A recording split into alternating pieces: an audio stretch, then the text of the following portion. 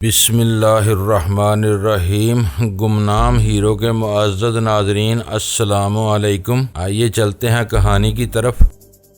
مجھے غزالہ کی کئی باتوں سے اتفاق نہیں تھا، لیکن میں نے زبان سے اس کا اظہار نہیں کیا۔ اس وقت ایسی کسی بحث میں الجھ کر غزالہ کے دل میں شکوک و شبہات پیدا نہیں کرنا چاہتا تھا۔ سوچتے سوچتے مجھے نیند کی مہربان دیوی نے آ لیا اور میں خوابوں کی دنیا میں گم ہو گیا۔ میں سہ پہر کو بیدار ہوا تو گھر میں چہل پہل تھی۔ وہ تینوں پہلی ہی اپنی اپنی نیند پوری کر چکے تھے۔ وہ ناشتے کا وقت نہیں تھا، دوپہر کا کھانا کھایا جا چکا تھا۔ رات کے کھانے میں کافی دیر باقی تھی۔ میں نے غزالہ سے ذرا باری ناشتے کی فرمائش کی اور اخبار بینی میں مصروف ہو گیا۔ سلطان شاہ ڈرائنگ روم کی جھاڑ پونچھ میں مصروف تھا۔ ویرا بیٹھی ٹیلی ویژن دیکھ رہی تھی۔ میں اخبارات کی اوٹ سے دیکھ رہا تھا کہ وہ کون اکھیوں سے بار بار میری طرف دیکھ رہی تھی۔ مجھے اپنی طرف متوجہ نہ پا کر اس نے تھوڑی دیر بعد ٹیلی ویژن آف کر دیا اور اٹھ کر اپنے کمرے میں چلی گئی۔ ویرا ٹھیک ہی کہہ رہی تھی کہ رات کے اندھیرے میں ہماری عقلیں بہت تیزی سے کام کرتی ہیں اور دن میں کند ہو کر رہ جاتی ہیں۔ اس کے چلے جانے کے بعد چند لمحوں بعد سلطان شاہ نے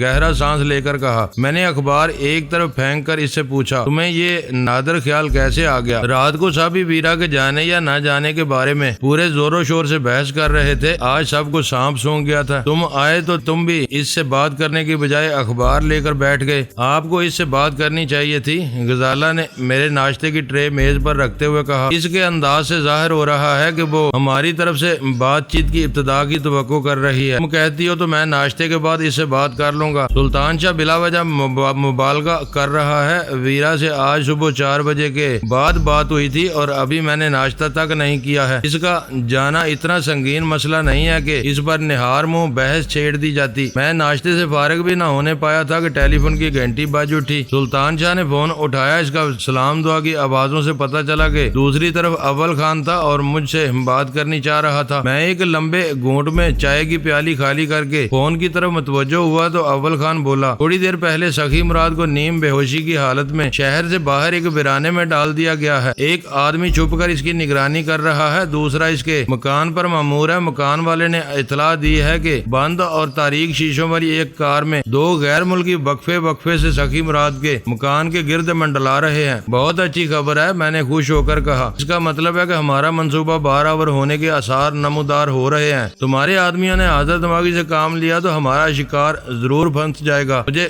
ایسی کوئی امید نظر نہیں آتی۔ ہم میں سے کون راس المیڈا کو پہچان سکے گا؟ اول خان کے اس سوال پر میں لمحہ بھر کے لیے چکرا کر رہ گیا۔ صرف میں نے اسے ایک بار ایلن کی کمی گاہ پر دیکھا تھا۔ اس وقت وہ سر سے پیر تک سیاہ لباس میں چھپا ہوا تھا۔ میں نے اپنی یادداشت تازہ کرتے ہوئے کہا، وہ خاصا جسیم اور قدآور ہے، اسے آسانی سے نظر انداز نہیں کیا جا سکتا۔ شاید 1/4 امریکن اسی قد و قامت کے ہوتے ہیں۔ مشتبہ گاڑی والے نیچے نہیں اترے، لیکن ان کے بارے میں اندازے ہیں کہ دونوں کے مضبوط جسم 6 فٹ سے نکلتے ہوئے ہوں گے۔ وہ اطلاع تشویش انگیز تھی۔ اگر وہ دونوں ایسے ہی تھے تو اس کا ایک ہی مطلب تھا، نکالا جا سکتا تھا کہ راس المیڈا کو ہماری اس کمزوری کا علم تھا۔ وہ سخی مراد کی آزادی میں پنہاں خطرات سے بھی واقف تھا۔ اس نے ہم لوگوں کو متذبذب میں ڈالنے کے لیے ایسے آدمیوں کو مامور کیا تھا جو اسی جیسی جسامت کے مالک تھے۔ اس جیسا چلاک مجرم اتنی بڑی حماقت نہیں کر سکتا کہ نگرانی جیسے معمولی کام میں نکلنے کا خطرہ مول لے۔ یہ دونوں ڈمی معلوم ہوتے ہیں، ان سے چھیڑ چھاڑ کیے بغیر دور سے نگرانی کی جائے۔ راس المیڈا یہ یقین کرنے کے بعد میدان میں آئے گا کہ سخی مراد اپنے گھر پہنچ چکا ہے۔ اس کی شناخت کا مسئلہ پھر بھی باقی رہے گا۔ راس المیڈا ہونے کے شبے میں ہر لمبے چوڑے امریکن پر تو ہاتھ نہیں ڈال سکتے۔ ہمیں معلوم ہونا چاہیے کہ ہم کس کو پکڑنا چاہ رہے ہیں۔ تم اس وقت کہاں موجود ہو؟ ذہن میں ایک خیال آتے ہی میں نے اسے پوچھا۔ اس وقت میں اسٹیشن 4 سے ایک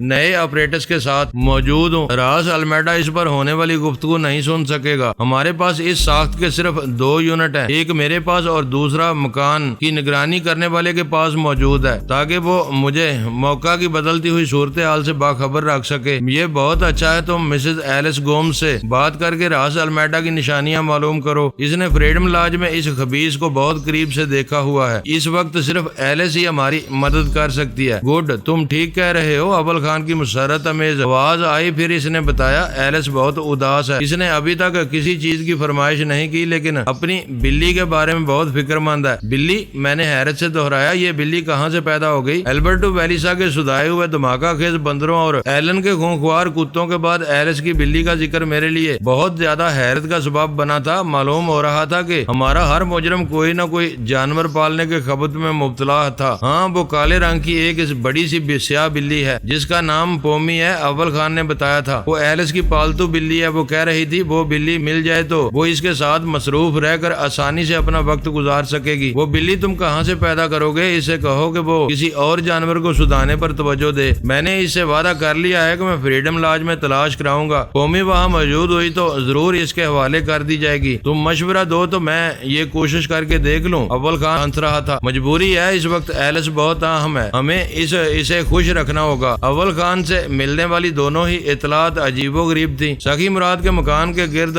دو ہم قامت غیر ملکی دیکھے جا رہے تھے اور ایلس اپنی پالتو بلی کے لیے مری جا رہی تھی۔ اول خان نے ان دونوں باتوں کو بہت زیادہ اہمیت نہیں دی تھی، مگر میں راس المیڈا سے لڑتے ہوئے ہر احتیاط سے کام لینے کا فیصلہ کر چکا تھا۔ حقیقت یہ تھی کہ ہم لوگوں نے ابتدا میں راس المیڈا کی طاقت اور حیثیت کا بہت غلط اندازہ لگایا تھا اور اس سے عام مجرموں کی طرح نمٹنے کی کوشش کی تھی، لیکن وقت گزرنے کے بعد رفتہ رفتہ یہ بات واضح ہو گئی تھی کہ وہ جرائم کی ایک ایسی سلطنت کا حکمراں تھا جو جمی لائٹ کی شی سے ہر اعتبار سے بڑی تھی۔ میں نے غزالہ اور سلطان شاہ کو اس گفتگو کے بارے میں آگاہ کر دیا۔ ویرا ہر فون کال کے بارے میں گہرے تجسس کا مظاہرہ کرنے کی عادی تھی، لیکن اس مرتبہ اس نے اول خان کے فون کی گھنٹی سن لینے کے بعد بھی باہر آنے کی زحمت نہیں کی تھی۔ اندر جا کر دیکھیں کہ وہ کیا کر رہی ہے، غزالہ نے اس کے کمرے کی طرف دیکھتے ہوئے کہا۔ میں غزالہ کی اسی ہدایت کا منتظر تھا۔ میں اس کے بند دروازے پر لمحے بھر کے لیے ٹھٹک گیا کیونکہ اندر سے دھیمے سر میں سیٹی بجانے کی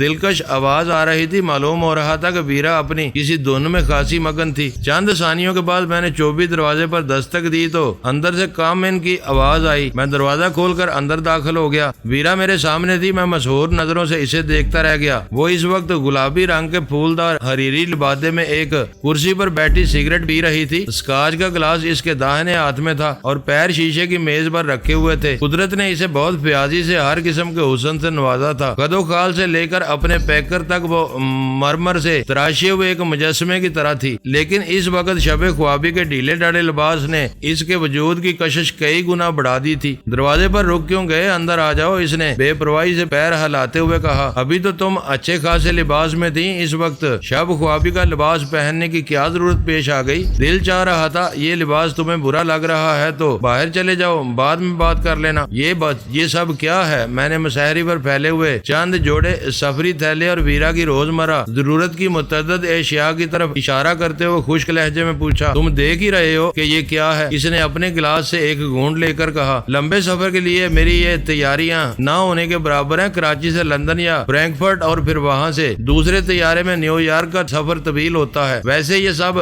تمہارا ہی لایا یا دلایا ہوا ہے؟ اعتراض ہو تو چھوڑ دوں۔ اس کا مطلب ہے تم جانے کا یک طرفہ فیصلہ کر چکی ہو۔ فیصلے ہوتے ہی یک طرفہ ہیں۔ آدمی اتنا خود غرض ہوتا ہے کہ سارے فیصلے اپنی پسند اور ناپسند سے کرتا ہے۔ میں نے بہت سوچا ہے اور اس نتیجے پر پہنچی ہوں کہ مجھے اپنا فیصلہ برقرار رکھنا چاہیے۔ تم نے فیصلہ کر لیا تھا تو سوچنے کی ضرورت کیوں پیش آئی؟ تم تینوں کا اصرار میرے دل پر بوجھ بن رہا تھا، اس نے ایک ادا سے مسکرا کے کہا۔ میرے دل پر تیر سے چل گئے، مگر میں مسحری کے جس سرے پر تھا وہیں ٹکا رہا اور پوچھا، تو کیا اب تم نے اس بوجھ کو اپنے دل سے اتار کر کچرے کے کسی ڈھیر پر پھینک دیا ہے؟ مجھے محسوس ہوا ہے کہ مسلسل تمہارے ساتھ رہنے کی وجہ سے میں تمہاری نظروں میں اپنی توقیر کھو بیٹھی ہوں۔ دور رہ کر کچھ عرصے بعد واپس آؤں گی تو تم میری زیادہ قدر کرو گے۔ اس کا مطلب ہے کہ جمی لائٹ کے انتقام اور راس المیڈا کے انجام کی باتیں محض بہانہ تھیں۔ یہ کس نے کہا؟ میرے سفر کے اصل محرکات وہی ہیں، دوسری باتوں سے انہیں تقویت ملی ہے۔ دوسری باتیں نہ ہوتی تو تم اپنے سفر کو کچھ عرصے کے لیے ملتوی کر دیتی۔ اس نے زبان سے کچھ کہے بغیر اپنے سر کو اسبات میں جنبش دی اور گلابی ہونٹوں سے گلاس لگا لیا۔ میں کہہ رہا ہوں کہ فی الحال اپنا ارادہ ملتوی کر دو، میں نے اس کی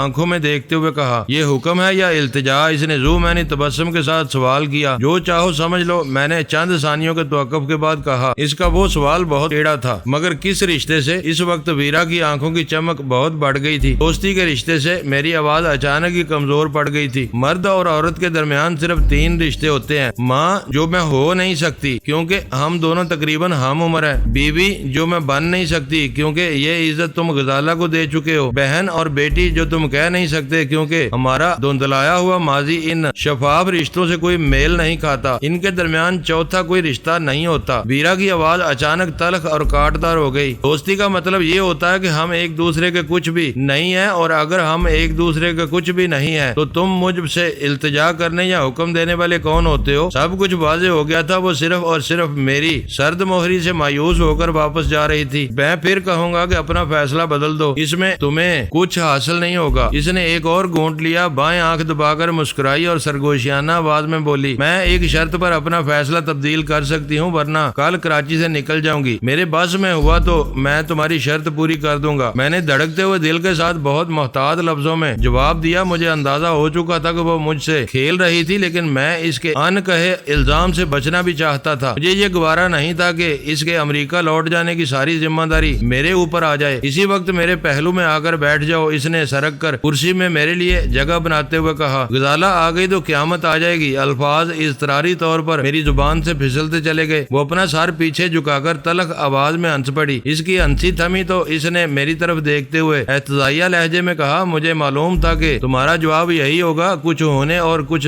بھی نہ ہونے میں یہی فرق ہوتا ہے۔ میں چوری کا مال نہیں، ایک جیتی جاگتی عورت ہو۔ تم تصور نہیں کر سکتے کہ جب تمہاری خوابگاہ کا دروازہ بند ہوتا ہے تو میرے دل پر کیا گزرتی ہے۔ کئی بار میں گھنٹوں ڈرائنگ روم میں بیٹھ کر اس بند دروازے کو دیکھتی رہی ہوں، لیکن ہر صبح میں نے مسکرا کر تم دونوں کا استقبال کیا ہے۔ مجھے یوں لگتا ہے جیسے میرا حق چھین لیا گیا ہو۔ میں پہلے ہی تمہیں اور غزالہ کو بہت دکھ دے چکی ہوں۔ میں نہیں چاہتی کہ میرا یہ دبا دبا انتقامی جذبہ کسی روز آتش فشاں کی طرح پھٹ پڑے۔ میں تم دونوں کو مزید دکھ نہیں دینا چاہتی، اسی لیے جا رہی ہوں، مگر یقین رکھو کہ اپنی سوچ کا یہ زہر دھو کر میں جلد ہی واپس آؤں گی۔ میری طرف سے غزالہ اور سلطان شاہ کو بھی سمجھا دینا۔ سلطان شاہ بہت پیارا نوجوان ہے، لیکن وہ اندر سے ایک بچہ ہے۔ فی الحال اسے محبوبہ کی نہیں، ایک ایسی آیا کی ضرورت ہے جو کبھی کبھی فیڈر بھر کر اس کی شکم پوری کرا سکے۔ میں نے اس کی بات کاٹ دی اور کہا، ان باتوں کے ساتھ ساتھ میں تمہیں یہ بھی بتانے آیا تھا کہ سخی مراد کو چھوڑ دیا گیا ہے، مگر وہ ابھی تک اپنے گھر نہیں پہنچ سکا، اور دو لمبے تڑنگے مشتبہ سفید فام صبح سے اس کے گھر کے ارد گرد چکر لگا رہے ہیں۔ معلوم ہوتا ہے کہ راس المیڈا اسے ایک لمحے کی مہلت بھی دینے پر آمادہ نہیں ہے، اسے آتے ہی دبوچنے کی کوشش کرے گا۔ تم اسے مار بھی لو تو مجھے سفر سے روکنے میں کامیاب نہیں ہو سکو گے، اس نے کہا۔ میں نے تمہیں کھل کر اپنے دل کا حال بتا دیا ہے، یہاں سے میرا دل اچاٹ ہو گیا ہے۔ دعا کرو کہ میں در بدر کی ٹھوکریں کھا کر جلد ہی تمہاری دہلیز پر لوٹ آؤں۔ تقدیر نے یاوری کی تو کچھ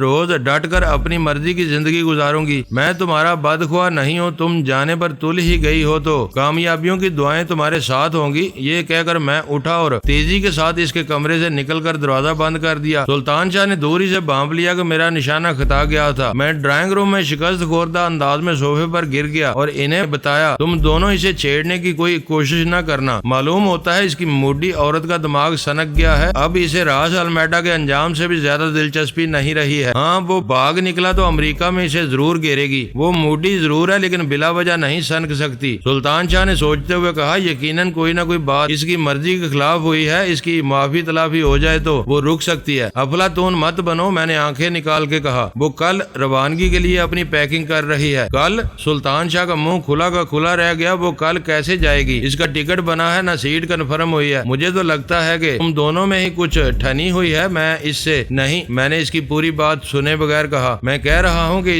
اس سے چھیڑ چھاڑ نہ کرنا ورنہ بات بہت زیادہ بگڑ جائے گی۔ ہو سکتا ہے کہ وہ اسی وقت اپنا سفری تھیلا لے کر ایئرپورٹ پر ڈیرا ڈال دے۔ میرے بگڑنے پر سلطان شاہ خاموش ہو گیا، لیکن اس کی آنکھوں میں تشویش کی پرچھائیاں لرز رہی تھیں۔ اس کے بغیر یہ گھر اداس اور خالی خالی رہ جائے گا۔ غزالہ فکر مندانہ لہجے میں بولی۔ میں مزید کچھ کہے بغیر بنا کر وہاں سے اٹھا اور اپنے کمرے میں بند ہو گیا۔ شاید وہ میرے اندر کا مجرمانہ احساس تھا جو ان کے ہمدردانہ تبصروں پر مجھے کچوکے لگا رہا تھا۔ گھر کی ہنستی کھیلتی فضا میں دیکھتے ہی دیکھتے کشیدگی اور اداسی سرایت کر گئی۔ چہرے لٹکے ہوئے تھے، ہر ایک بولنے میں بھی یوں کفایت سے کام لے رہا تھا جیسے ہنسنے بولنے پر بھی سیلز ٹیکس لگا دیا گیا ہو۔ سلطان شاہ کی سرگرمیاں مشکوک ہو گئی تھی۔ مجھے شبہ ہو رہا تھا کہ وہ بار بار میری نظریں بچا کر ویرا کے پاس جا گھستا تھا اور اس کی دل جوئی کی کوشش شروع کر دیتا تھا۔ اس معاملے میں شاید اسے غزالہ کی خوشنودی بھی حاصل تھی۔ 6 بجے اول خان کی طرف سے 3 خبریں آئیں۔ سخی مراد اپنے گھر پہنچ گیا تھا۔ ایلس کی پالتو سیامی بلی فریڈم لاج سے برآمد کر کے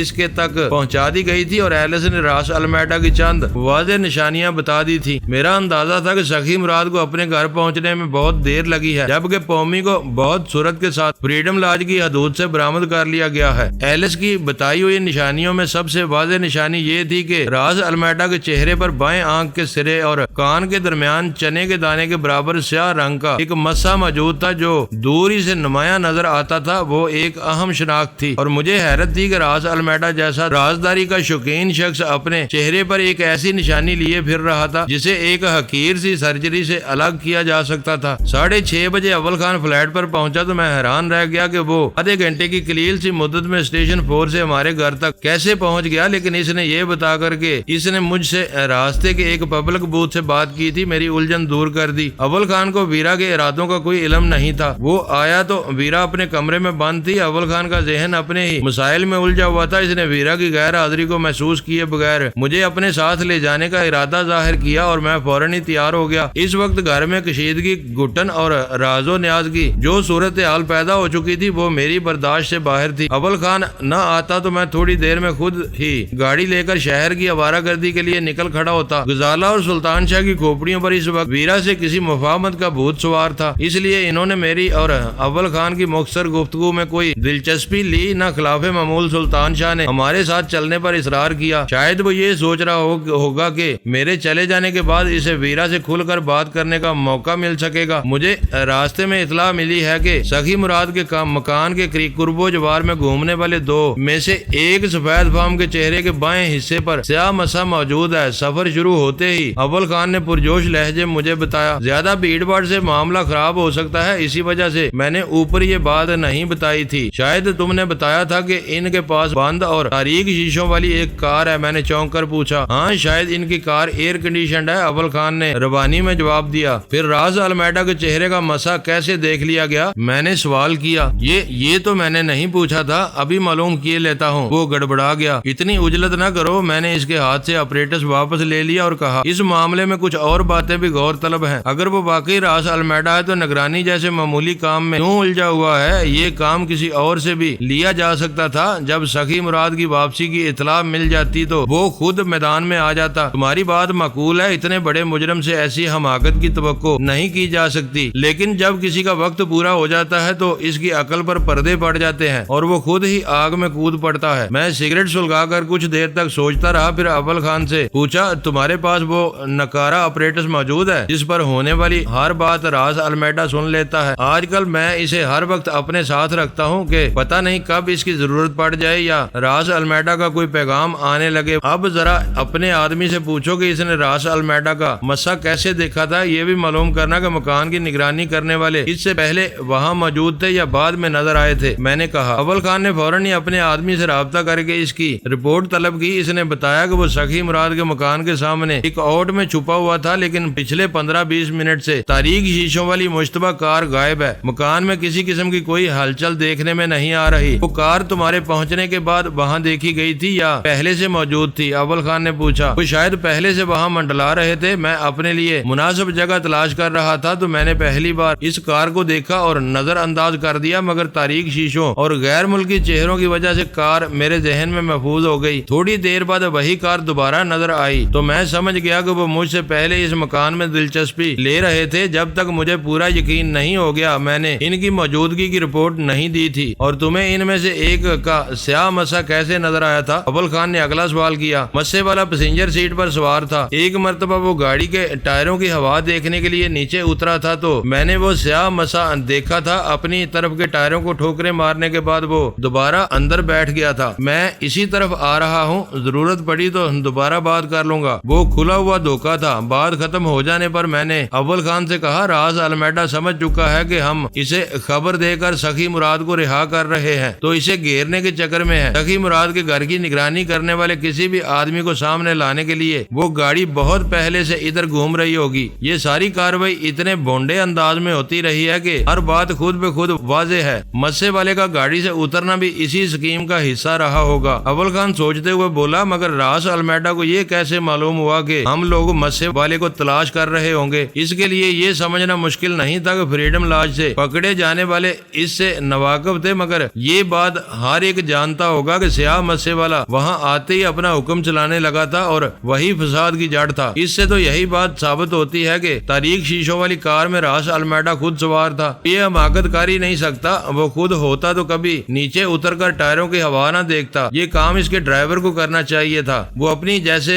قد و قامت والے کسی بھی سفید فام کے چہرے پر زنانہ میک اپ والی سیاہ پینسل سے ایسا داغ ڈال سکتا ہے جو دور سے دیکھنے پر مسا معلوم ہو سکتا ہے کہ وہ مارون یا ہیلی کاپٹر کا ہوا باز ہو۔ فرار ہوتے ہوئے راس المیڈا ان دونوں کو اپنے ساتھ ہی لے گیا تھا۔ وہ اب بھی اس کے لیے کام کر رہے ہوں گے۔ وہ فریڈم لاج میں قدم رکھے بغیر بھی اپنا کام چلا رہا تھا۔ تم یہ کیوں بول رہے ہو کہ اس کا کونسل خانہ اسے بھرپور حمایت فراہم کر رہا ہے؟ آدمیوں کی فراہمی اس کے لیے بہت آسان ہے۔ یہ برا ہوا کہ ہمارے پہنچنے سے پہلے وہ کار غائب ہو گئی، ورنہ ہم ان دونوں کو ہی رگید سکتے تھے۔ کار کا غائب ہونا اس اعتبار سے برا ہوا کہ ہم نے راس المیڈا کی ڈمی کو آزمانے کا موقع کھو دیا۔ آزمانے کا موقع؟ تم نے تو اسے انہیں چھیڑنے سے منع کیا ہوا تھا۔ اول خان نے حیرت سے کہا۔ ہم انہیں چھیڑے بغیر آزما سکتے تھے، میں نے ہلکی سی مسکراہٹ کے ساتھ کہا۔ وہ کار نگاہوں میں آتی تو میں آپریٹرز پر راس المیڈا سے رابطہ کرتا۔ اس کا جواب ملتے ہی اندازہ ہو سکتا تھا کہ مشتبہ کار والا ڈمی ہے یا اصل راس المیڈا ہے۔ وہ اصل ہوتا تو آپریٹرز پر انجن کا شور سنائی دیتا اور پھر اس کی حرکات سے بھی ظاہر ہو جاتا کہ وہ بیکار بیٹھا ہوا ہے یا آپریٹرز استعمال کر رہا ہے۔ آج کل تم ضرورت سے زیادہ سوچنے اور بال کی کھال نکالنے لگے ہو، اس نے ہنس کر کہا۔ مجبوری ہے، ورنہ کون اپنے ذہن کو بلا وجہ تھکانا پسند کرے گا؟ اور ہاں، ایک طرح سے مشتبہ کار کا غائب ہونا بہتر بھی ہے۔ طویل جائزہ لینے کے بعد وہ دونوں میدان صاف ہونے اور سخی مراد کے آ جانے کی خبر لے کر گئے ہیں تو راس المیڈا کسی بھی وقت اپنے شکار پر حملہ آور ہو سکتا ہے۔ کاش تمہارا یہ شگون درست ثابت ہو، ورنہ آج کی محنت رائے گاں جائے گی۔ میں تو مشتبہ کار میں راس المیڈا کی ڈمی کی موجودگی کی خبر پا کر بہت خوش ہوا تھا اور تمہارا نمبر نہ ملنے پر دفتر سے نکل کھڑا ہوا تھا۔ راس المیڈا کا معاملہ نہ ہوتا تب بھی تمہیں فلیٹ پر آنا ہی پڑتا۔ چند ثانیوں بعد میں نے کہا، کیوں؟ کیا کوئی خاص بات ہے؟ میرے لہجے نے اسے چونکا دیا۔ ہاں، تمہاری چہیتی کی کھوپڑی الٹ گئی ہے۔ آج شاید تم اس سے آخری ملاقات کر سکو گے۔ کس چہیتی کی بات کر رہے ہو؟ میں عورتوں سے بہت دور بھاگتا ہوں۔ تم ویرا کو اپنی فورس میں نوکری دلوانے کی منصوبہ بندی کر رہے تھے، مگر کسی وجہ سے اس کا دماغ اچانک ہی الٹ گیا۔ وہ کل امریکہ جا رہی ہے اور اپنے اس فیصلے پر اڑی ہوئی ہے۔ وہ انکشاف سن کر اول خان حیرت سے اچھل پڑا۔ وہاں وہ ماری جائے گی، اسے روکو، ہر قیمت پر روکو۔ یہ تم نے عجیب ہی خبر سنائی ہے۔ وہ ہر قدم پر ہمارے بہت کام آتی رہی ہے۔ تمہاری سب باتیں بجائیں، لیکن اب وہ نہیں رکے گی۔ ملو گے تو تم بھی اسے سمجھا کر دیکھ لینا۔ اس کے چلے جانے کی خبر نے سب کو اداس اور پریشان کر دیا ہے، لیکن مشکل یہ ہے کہ وہ بہت ضدی طبیعت کی مالک ہے۔ میرا خیال تھا کہ وہ ایلس سے ضرور ملے گی۔ اس کے بیان پر وہ کیا کہتی ہے؟ وہ ایلس کو نہیں جانتی، لیکن بوب سے واقف تھی۔ اصل خرابی ایلس کے بیان ہی سے پیدا ہوئی ہے۔ وہ اپنے باپ کے قاتلوں سے انتقام لینے کے لیے امریکہ جانا چاہتی ہے، میں نے بتایا۔ لیکن جمی لائٹ کے قتل کا اصل ذمہ دار تو یہاں دندناتا پھر رہا ہے۔ اس نے راس المیڈا کو ہمارے حوالے کر دیا ہے۔ وہ بچ نکلا تو پھر ویرا اس کی خبر لے گی۔ اگر راس المیڈا کے بارے میں اس کی یہ سوچ ہے تو کیا وہ اپنے صدر سے ٹکرانے کا ارادہ رکھتی ہے؟ اول خان نے منطقی نتیجہ اخذ کرتے ہوئے بے اعتباری اور حیرت سے پوچھا۔ وہ یہی کچھ سوچ رہی ہے، کہتی ہے کہ امریکہ میں کچھ وقت گزار کر پاکستان لوٹ آئے گی۔ خدا کرے کہ وہ زندہ رہے اور لوٹ آئے، لیکن میں اس کے بارے میں ایک بات ضرور کہوں گا۔ میں اس کی رائے سننے کے لیے ہمتن گوش ہو گیا۔ چند ثانیوں کی خاموشی کے بعد وہ کہنے لگا، اس بیچاری کے ساتھ تمہارا اور سلطان شاہ کا رویہ اکثر بے رحمانہ ہو جاتا ہے۔ آپس کی نوک جھوک اور ہنسی مذاق حد سے زیادہ بڑھ جائے تو تکلیف دہ ہو جاتا ہے۔ ایسے لمحات میں وہ خود کو بالکل اکیلا محسوس کرتی ہوگی۔ ہو سکتا ہے کہ کسی اکتاہٹ نے اسے یہاں سے منتقل ہونے پر مجبور کیا ہو۔ پورے حالات اور پس منظر سے ناواقف تھا، لیکن اس کا تجزیہ 100% درست تھا۔ میں جواب میں کچھ کہنے ہی والا تھا کہ اس کے آپریٹرز پر کال کا اشارہ آنے لگا۔ سر، سخی مراد کا مکان دھماکوں سے اڑا دیا گیا ہے۔ رابطہ ہونے پر اول خان کے آدمی کی بکھلائی ہوئی آواز سنائی دی۔ سیاہ رنگ کی ایک تیز رفتار کار اس مکان کے قریب آ کر اچانک رکی۔ اس میں سے 2 بم اندر اچھالے گئے اور دھماکوں سے پوری عمارت اڑ گئی۔ بم بہت طاقتور تھے، فضا میں گرد اور دھواں ہی دھواں بھر گیا ہے۔ میں پوری رفتار سے اس کار کا پیچھا کرنے کی کوشش کر رہا ہوں، مگر مجھے ڈر ہے کہ میری موٹر سائیکل کا انجن میرا ساتھ نہیں دے سکے گا۔ اس خبر پر میں سن ہو کر رہ گیا۔ تعاقب جاری رکھو اور پوزیشن بتاتے رہو، میں اسی طرف آنے کی کوشش کرتا ہوں۔ یہ بہت برا ہوا، اول خان متاسفانہ لہجے میں بولا۔ اس نے وار کرنے میں حیرت ناک تیزی دکھائی ہے۔ سخی مراد کے ساتھ نہ جانے اور کتنے لوگ مرے ہوں گے۔ آپریٹرز پر سیاہ کار کی پوزیشن آ رہی تھی۔ اول خان اس کے مطابق راستہ طے کر کے تیز رفتاری سے موڑ پر موڑ کاٹتا جا رہا تھا۔ وہ جوش اور سنسنی کے عجیب لمحات تھے۔ میری دلی آرزو تھی کہ ہم سیاہ کار کو پکڑنے میں کامیاب ہو جائیں، لیکن اول خان کا آدمی سیاہ کار کا فاصلہ بڑھنے کی خبر دے رہا تھا۔ پھر وہ کار اس کی نظروں سے غائب ہو گئی۔ وہ پوری رفتار سے سیدھا بڑھتا چلا گیا، لیکن آگے میدان بالکل صاف تھا۔ سیاہ کار ٹریفک کی آڑ لے کر راستے میں ہی کہیں مڑ گئی تھی۔ کار کا نمبر کیا تھا؟ وہ ساری مشق رائے گاہ جانے کے بعد اول خان نے اپنی گاڑی کی رفتار کم کرتے ہوئے مایوسانہ آواز میں پوچھا۔ اس کے چہرے سے اندرونی کرب کے آثار ظاہر ہو رہے تھے۔ کار کی نمبر پلیٹ کا رنگ اڑا ہوا تھا۔ میں R5 سے آگے کچھ نہیں پڑھ سکا۔ سیدھے اسٹیشن 4 چلے جاؤ اور وہاں کی رپورٹ دو، میں شہر میں رکوں گا۔ سخی مراد اپنے ساتھ اپنے اہل خانہ اور شاید کچھ ملازمین کو بھی لے ڈوبا۔ تھوڑی دیر بعد میں نے کہا، مجھے دکھ ہے کہ وقت کے ذرا سے فرق سے وہ سب بلا وجہ مارے گئے۔ بلا وجہ کوئی نہیں مارا جاتا، اسے تم مکافات عمل کہہ سکتے ہو۔ ان سب کی پرورش حرام کی اسی آمدنی سے ہو رہی تھی جو سخی مراد کو حاصل ہوتی تھی۔ بلی داد کی طرح سب جانتے ہوں گے کہ ان سب کا کفیل کن ذرائع سے کما رہا ہے، لیکن کسی نے اسے روکنے کی کوشش نہیں کی، اور آج وہ سب نہیں تو ان میں سے کافی مارے گئے۔ معزز ناظرین، لائک کریں، شیئر کریں اور کمنٹس باکس میں پاک آرمی زندہ باد، پاکستان پائندہ باد کا نعرہ ضرور درج کر کے اپنے ملک پر فخر کریں اور پاکستان کی بنیادیں مضبوط کرنے میں اپنا کردار ادا کریں۔ ویڈیو دیکھنے کا شکریہ۔ معزز ناظرین، اپنا خیال رکھیے گا اور ہمارے چینل کا بھی۔ ISI پاک آرمی زندہ باد، پاکستان پائندہ باد۔